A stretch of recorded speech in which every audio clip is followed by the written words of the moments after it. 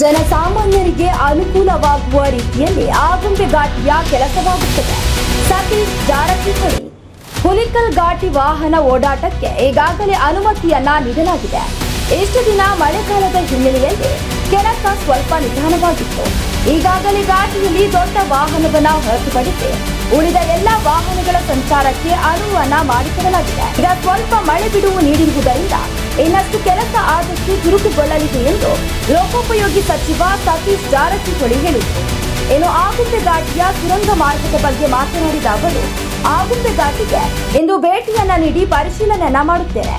ಅದರಲ್ಲಿ ಕೇಂದ್ರ ಸರ್ಕಾರ ಹಾಗೂ ರಾಜ್ಯ ಸರ್ಕಾರ ಏನೆಲ್ಲ ಮಾಡಬೇಕು ಎಂಬುದನ್ನ ತಿಳಿದುಕೊಳ್ಳುತ್ತೇನೆ. ಸುರಂಗ ಮಾರ್ಗದ ಬಗ್ಗೆ ಈಗಾಗಲೇ 2 ರೀತಿಯ ಮಾತುಗಳು ಇವೆ. ಜನಸಾಮಾನ್ಯರಿಗೆ ಅನುಕೂಲವಾಗುವ ರೀತಿಯಲ್ಲಿ ಕೆಲಸ ನಿರ್ವಹಿಸುತ್ತೇವೆ ಎಂದು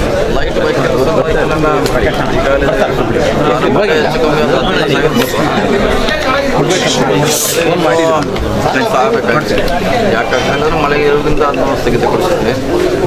ನವೆಂಬರ್ನಲ್ಲಿ ಪ್ರಾರಂಭ ಆಗಿ ಒಂದು 3-4 ತಿಂಗಳಲ್ಲಿ ಈಗಾಗಲೇ ಆಗಿದೆ. ಸಾರ್ವಜನಿಕ ಈಗಾಗಲೇ ನಾವು ಮುಕ್ತಿ ಮಾಡಿದ್ದೀವಿ.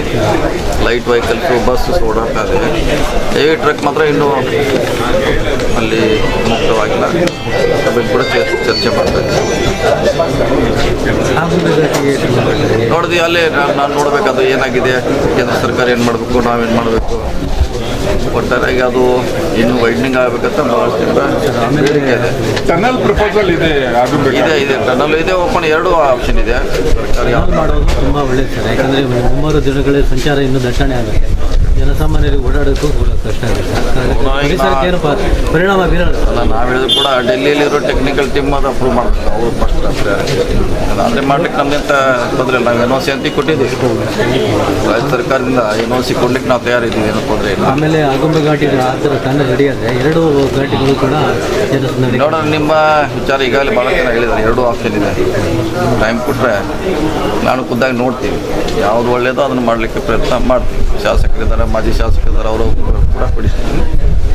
ತೀರ್ಥಹಳ್ಳಿ ತಾಲೂಕು ಆಫೀಸಲ್ಲಿ ಅದೊಂದು ರೀತಿ ನಿಷ್ಕ್ರಿಯ ಆಗಿ ಹೋಗಿದೆ.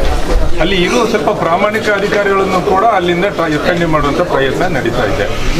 ಅಲ್ಲಿ ಒಬ್ಬರು ಪ್ರಾಮಾಣಿಕವಾಗಿ ಜನಪರವಾಗಿ ಕೆಲಸ ಮಾಡ್ತಾ ಇರುವಂಥ ಒಬ್ಬರು ವಿಲೇಜ್ ಅಕೌಂಟೆಂಟ್ ಇದ್ದಾರೆ, ಸುಧೀರ್ ಅಂತ, ಅವರನ್ನು ಕೂಡ ಇಲ್ಲಿಂದ ಎತ್ತಂಡಿ ಮಾಡ್ತಾರೆ.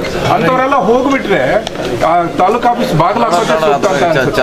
ರಿಟೆನ್ಷನ್ಗೆ ಸಮ್ಮತಿ ಕೊಟ್ಟಿದ್ದಾರೆ. ಅದು ಆ ಥರದ್ದು ಆಗ್ಬಿಟ್ರೆ ಯಾರಾದ್ರೂ ಕೆಲಸ ಮಾಡೋರು ಒಬ್ಬರಿಬ್ಬರನ್ನು ಅಲ್ಲಿಂದ ಎತ್ತಂಗಡಿ ಮಾಡಿಬಿಟ್ರೆ ಸರ್ಕಾರ ಬಗ್ಗೆ ನೋಡಿ ಶಾಸಕರಿದ್ದಾರೆ, ಮಾಜಿ ಚರ್ಚೆ ಮಾಡಿ ಸರಿಯಾದ ಒಂದು ದಾರಿ ಮೀಡಿಯಾ 9 ಕನ್ನಡ ನಿರ್ಭೀತಿಯಿಂದ ನಿಮ್ಮ ಜೊತೆಗಾರ.